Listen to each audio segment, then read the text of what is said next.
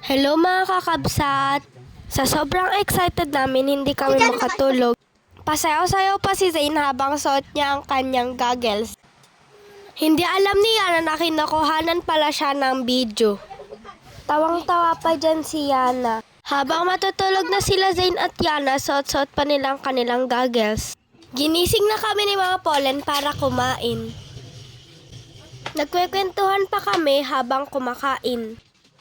Paalis na kami papuntang palengke para hintayin ang aming mga kasama.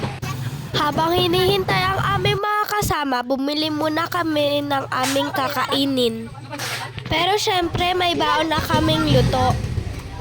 Bumili rin kami ng biko.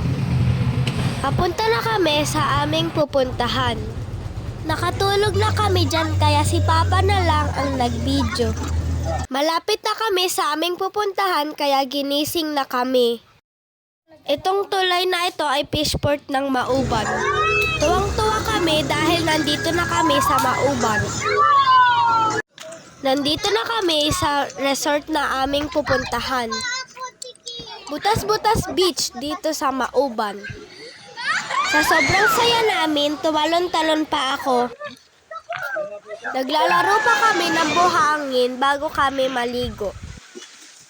Naisipan naming pumunta kami sa malaking bato. Ang lalaki ng mga bato dito. Nung papasok kami dito sa beach na ito, na-curious ako kung bakit tinawag itong butas-butas. Dahil siguro itong tinawag na butas-butas sa malalaking bato na ito ay ang lalaki ng butas sa kanilang mga pagitan. Para siyang kuweba na linulusutan. Mga kakapsat, hanggang dito na lang muna tayo. Gagawan ko rin po ito ng part 2. Please follow, like, and share.